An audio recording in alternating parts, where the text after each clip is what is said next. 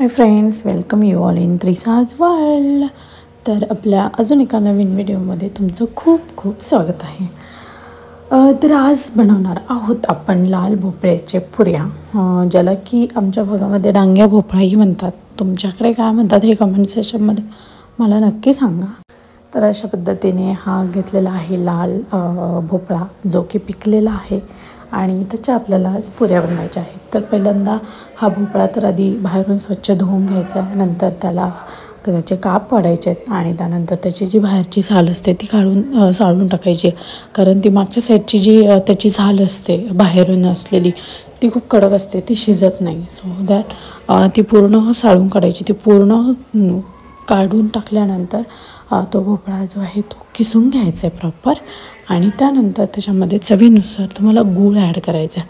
Again गूळ किती add करायचं हे आपल्यावर डिपेंड आहे, कारण तुम्हाला जेवढं गोड आवडतं त्या पद्धतीने तुम्ही तो गूळ ॲड करू शकता.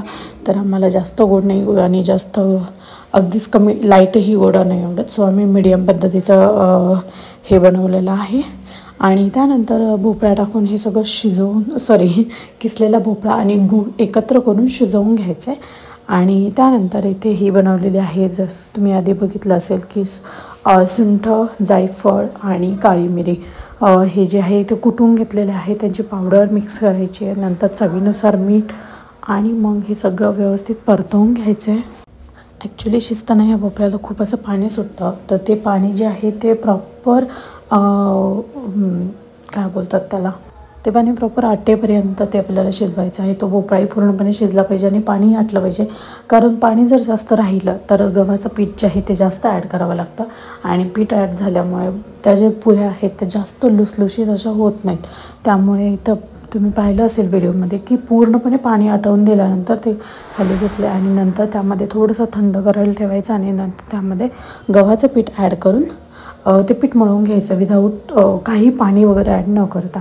आणि मग ते पीठ मळून घेतल्यानंतर त्याचे असे गोळे तयार करून घेतले आणि देन ह्या पुऱ्या तयार. तर एकदम मस्त लुसलुशीत अशा पुऱ्या होतात. मम्मीच्या हातच्या ह्या पुऱ्या मला खूप आवडतात. तर मी जेव्हाही जाते तेव्हा मम्मी ह्या पुऱ्या नेहमी बनवत असते. घरी एकतरी भोपळा असतो जो पिकलेला असतो किंवा कोणीतरी दिलेला असतो. So I love this.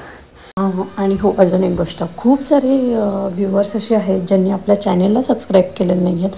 I think 89% viewers जे आहेत ते without subscribe to our channel video पाहत आहे. So I will request them, जर तुम्हाला माझे व्हिडिओ आवडत असेल तर please please please subscribe to my channel. आणि हो, जाता कमेंट सेक्शनमध्ये नक्की सांगा हा व्हिडिओ तुम्हाला आवडला की नाही. Bye, live life happily. Bye, take care, bye.